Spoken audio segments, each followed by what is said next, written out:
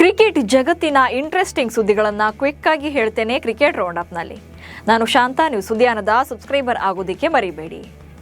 Asia cup cricket tourney ಆರಂಭಕ್ಕೆ ಇನ್ನು ಕೇವಲ 3 ವಾರಗಳು ಮಾತ್ರ ಬಾಕಿ ಉಳಿದಿದೆ. ಆದರೆ ಸ್ಪೋರ್ಟ್ಸ್ ಹರ್ನಿಯ ಶಸ್ತ್ರಚಿಕಿತ್ಸೆಗೆ ಒಳಗಾಗಿ ಚೇತರಿಕೆಯನ್ನು ಕಾಣ್ತಾ ಇರುವಂಥ T20 ತಂಡದ ನಾಯಕ ಸೂರ್ಯಕುಮಾರ್ ಯಾದವ್ ನೆಟ್ಸ್ನಲ್ಲಿ ಅಭ್ಯಾಸವನ್ನು ಆರಂಭಿಸಿದರೂ ಕೂಡ ಇನ್ನೂ ಕಂಪ್ಲೀಟ್ ಆಗಿ ಫಿಟ್ ಆಗಿಲ್ಲ. ಇನ್ನು 1 ವಾರ ವೈದ್ಯಕೀಯ ತಂಡದ ಮೇಲ್ವಿಚಾರಣೆಯಲ್ಲಿ ಫಿಟ್ನೆಸ್ ಪರೀಕ್ಷೆಗೆ ಒಳಗಾಗಬೇಕಾಗುತ್ತೆ. ಸೂರ್ಯಕುಮಾರ್ ಯಾದವ್ ಫಿಟ್ ಆಗದೇ ಇದ್ರೆ ಯಾರು ತಂಡವನ್ನು ಮುನ್ನಡೆಸ್ತಾರೆ ಎನ್ನುವಂಥ ಬಗ್ಗೆ ಚರ್ಚೆ ನಡೀತಾ ಇದೆ. ಇಂಗ್ಲೆಂಡ್ ಎದುರಿನ 5 ಪಂದ್ಯಗಳ ಟೆಸ್ಟ್ ಸರಣಿಯಲ್ಲಿ ಅದ್ಭುತ ಬೌಲಿಂಗ್ ಪ್ರದರ್ಶನದ ಮೂಲಕ ಮಿಂಚಿದ್ದ ಮೊಹಮ್ಮದ್ ಸಿರಾಜ್ ಸದ್ಯ ರಿಲ್ಯಾಕ್ಸ್ ಮೂಡ್ನಲ್ಲಿದ್ದಾರೆ. ಇದೀಗ ಸಿರಾಜ್ ಮನೆಯ ಗೋಡೆಯ ಮೇಲಿರುವಂಥ ವಿರಾಟ್ ಕೊಹ್ಲಿ ಅವರ ಜೆರ್ಸಿಯೊಂದು ವೈರಲ್ ಆಗಿದೆ. ಭಾರತ ಮತ್ತು ಆಸ್ಟ್ರೇಲಿಯಾ ನಡುವಿನ ಪಿಂಕ್ ಬಾಲ್ ಟೆಸ್ಟ್ ಸರಣಿಯಲ್ಲಿ ವಿರಾಟ್ ಕೊಹ್ಲಿ ತೊಟ್ಟಿದ್ದ ಜೆರ್ಸಿಯನ್ನ ಆಟೋಗ್ರಾಫ್ ಸಹಿತ ಸಿರಾಜ್ಗೆ ಗಿಫ್ಟ್ ಆಗಿ ಕೊಟ್ಟಿದ್ರು.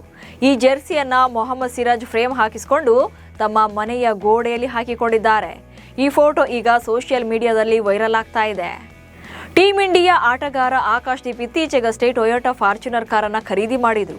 ಆದ್ರೀಗ ಉತ್ತರ ಪ್ರದೇಶದ ಸಾರಿಗೆ ಸಂಸ್ಥೆ ನೋಟಿಸ್ ಅನ್ನ ಜಾರಿ ಮಾಡಿ ಆಕಾಶ್ ದೀಪ್ಗೆ ಶಾಕ್ ಕೊಟ್ಟಿದೆ. ಆಕಾಶ್ ದೀಪ್ ಸದ್ಯಕ್ಕೆ ಈ ಹೊಸ ಕಾರನ್ನ ಡ್ರೈವಿಂಗ್ ಮಾಡುವಂತಿಲ್ಲ. ಯಾಕಂದ್ರೆ ಕಾರಿನ ರಿಜಿಸ್ಟ್ರೇಷನ್ ಇನ್ನೂ ಕೂಡ ಕಂಪ್ಲೀಟ್ ಆಗಿಲ್ಲ.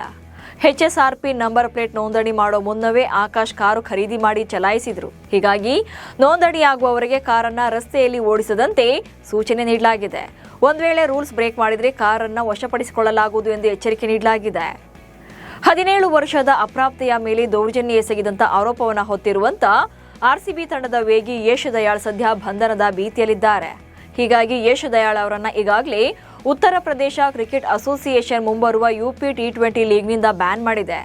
ಉತ್ತರ ಪ್ರದೇಶ ಕ್ರಿಕೆಟ್ ಅಸೋಸಿಯೇಷನ್ ಯಶ್ ದಯಾಳ್ ಮೇಲೆ ನಿಷೇಧವನ್ನ ಹೇರಿರುವ ಕಾರಣಕ್ಕೆ ಮುಂಬರುವ IPLನಲ್ಲಿ ಕಣಕ್ಕಿಳಿಯೋಕೆ ಯಶ್ ದಯಾಳ್ ಅವರಿಗೆ ಸಾಧ್ಯವಾಗೋದಿಲ್ಲ. ಹೀಗಾಗಿ IPL ಮಿನಿ ಹರಾಜಿಗೂ ಮುನ್ನವೇ ಎಡಗೈ ವೇಗಿಯನ್ನ RCB ಫ್ರಾಂಚೈಸಿ ಕೂಡ ಕೈ ಬಿಡೋದು ಗ್ಯಾರಂಟಿ ಎನ್ನಲಾಗಿದೆ. ಮಹಾರಾಜ ಟೂರ್ನಿಯ 2ನೇ ಪಂದ್ಯದಲ್ಲಿ ಬೆಂಗಳೂರು ಬ್ಲಾಸ್ಟರ್ಸ್ ವಿರುದ್ಧ ಮೈಸೂರು ವಾರಿಯರ್ಸ್ ತಂಡ ಭರ್ಜರಿ ಜಯ ಗಳಿಸಿದೆ. ಪಂದ್ಯದಲ್ಲಿ ಭರ್ಜರಿ ಬ್ಯಾಟಿಂಗ್ ಪ್ರದರ್ಶನ ಮಾಡಿದಂತ ಮನೀಶ್ ಪಾಂಡೆ 29 ಎಸೆತಗಳಲ್ಲಿ 4 4 ಹಾಗೆ 4 ಸಿಕ್ಸರ್ಗಳೊಂದಿಗೆ 58 ರನ್ಗಳನ್ನು ಕಲೆ ಹಾಕಿದ್ರು. ಮೈಸೂರು ವಾರಿಯರ್ಸ್ ತಂಡ 20 ಓವರ್ಗಳಲ್ಲಿ 5 ವಿಕೆಟ್ಗಳನ್ನು ಕಳ್ಕೊಂಡು 180 ರನ್ಗಳನ್ನು ಕಲೆ ಹಾಕಿತ್ತು.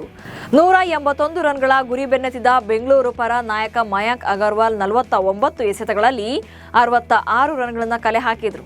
ಆದರೆ ಅಂತಿಮವಾಗಿ 19.2 ಓವರ್ನಲ್ಲಿ 141 ರನ್ಗಳಿಗೆ ಆಲ್ಔಟ್ ಆಯಿತು. ಕನ್ನಡದ ರ್ಯಾಪರ್ ಸಿಂಗರ್ ಚಂದನ್ ಶೆಟ್ಟಿ ಈಗ RCBಯ ಮಾಜಿ ಆಟಗಾರ ಹಾಗೆ ಯೂನಿವರ್ಸಲ್ ಬಾಸ್ ಅಂತ ಕರೆಸಿಕೊಳ್ಳೋ ಕ್ರಿಸ್ ಗೇಲ್ ಜೊತೆ ವಿಡಿಯೋ ಸಾಂಗ್ ಒಂದನ್ನು ಶೂಟ್ ಮಾಡ್ತಿದ್ದಾರೆ. ಈ ವಿಷಯವನ್ನು ಸ್ವತಃ ಕ್ರಿಸ್ ಗೇಲ್ ಅವರೇ ತಮ್ಮ ಇನ್ಸ್ಟಾಗ್ರಾಮ್ ಖಾತೆಯಲ್ಲಿ ಹಂಚಿಕೊಂಡಿದ್ದಾರೆ. ನಾವು ಹಾಡನ್ನು ಮಾಡ್ತಾ ಇದ್ದೇವೆ, ಅದರ ಹೆಸರು ಲೈಫ್ ಈಸ್ ಕಸಿನೋ. ನಾನು ಎಕ್ಸೈಟ್ ಆಗಿದ್ದೇನೆ, ನಾನು ಈ ಹಾಡಿನ ಫ್ಯಾನ್ ಆಗಿದ್ದೇನೆ ಎಂದಿದ್ದಾರೆ ಚಂದನ್ ಶೆಟ್ಟಿ. ಇದಕ್ಕೆ ಕ್ರಿಸ್ ಗೇಲ್ ಕೂಡ ಖುಷಿ ವ್ಯಕ್ತಪಡಿಸಿದ್ದಾರೆ. Cool captain MS Dhoni IPL ನಿವೃತ್ತಿ ಬಗ್ಗೆ ಕಡೆಗೂ ಕೂಡ ಮೌನ ಮುರಿದಿದ್ದಾರೆ. ನನಗೆ ಮೊಣಕಾಲು ತೊಂದರೆ ನೀಡ್ತಾ ಇದೆ, ನಾನು ಆಡ್ತೇನೋ ಅಥವಾ ಇಲ್ವಾ ಅನ್ನೋದು ಗೊತ್ತಿಲ್ಲ. ಈ ಬಗ್ಗೆ ನಿರ್ಧಾರವನ್ನು ಮಾಡೋಕೆ ನನಗೆ ಇನ್ನೂ ಕೂಡ ಸಾಕಷ್ಟು ಟೈಮ್ ಇದೆ.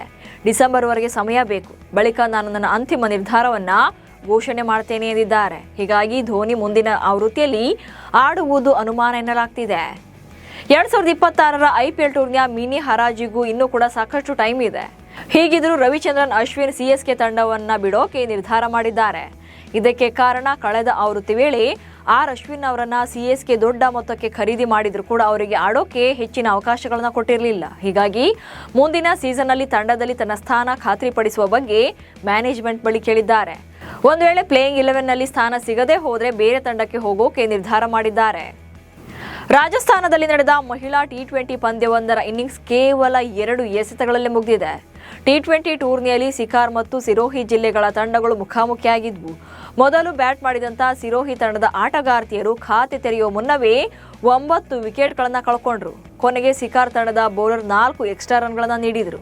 ಆದರೆ ಕೊನೆ ಬ್ಯಾಟರ್ ಕೂಡ ರನ್ ಗಳಿಸಿರಲಿಲ್ಲ. ಸಿರೋಹಿ ತಂಡದ 10 ಬ್ಯಾಟರ್ಗಳು ಕೂಡ ಶೂನ್ಯಕ್ಕೆ ಔಟ್ ಆದರು. 5 ರನ್ಗಳ ಗುರಿ ಬೆನ್ನಟ್ಟಿದಂಥ ಸಿಕಾರ್ ತಂಡ ಕೇವಲ 2 ಎಸೆತಗಳಲ್ಲಿ ಟಾರ್ಗೆಟ್ ಅನ್ನ ರೀಚ್ ಆಗಿ ಪಂದ್ಯವನ್ನು ಗೆದ್ದುಕೊಳ್ತು. ICC ಮಹಿಳಾ ಕ್ರಿಕೆಟ್ ವಿಶ್ವಕಪ್ 2025ರ ಟ್ರೋಫಿಯನ್ನ ಮುಂಬೈನಲ್ಲಿ ಅನಾವರಣ ಮಾಡಲಾಯಿತು. ಭಾರತ ಮಹಿಳಾ ತಂಡದ ಮಾಜಿ ನಾಯಕಿ ಮಿಥಾಲಿ ರಾಜ್, ಮಾಜಿ ಕ್ರಿಕೆಟಿಗ ಯುವರಾಜ್ ಸಿಂಗ್, ಭಾರತದ ಮಹಿಳಾ ಕ್ರಿಕೆಟ್ ತಂಡದ ನಾಯಕಿ ಹರ್ಮನ್ಪ್ರೀತ್ ಕೌರ್ ಹಾಗೆ ತಂಡದ ಸ್ಟಾರ್ ಓಪನಿಂಗ್ ಆಟಗಾರ್ತಿಯಾಗಿರುವಂತಹ ಸ್ಮೃತಿ ಮಂದನ ಐಸಿಸಿ ಅಧ್ಯಕ್ಷ ಜೈಶಾ ಸೇರಿದಂತೆ ಸಾಕಷ್ಟು ಮಂದಿ ಉಪಸ್ಥಿತರಿದ್ದರು. ಇವಿಷ್ಟು ಇವತ್ತಿನ ಕ್ರಿಕೆಟ್ ರೌಂಡ್ ಅಪ್ ಸುದ್ದಿಗಳು. ನಮಸ್ಕಾರ.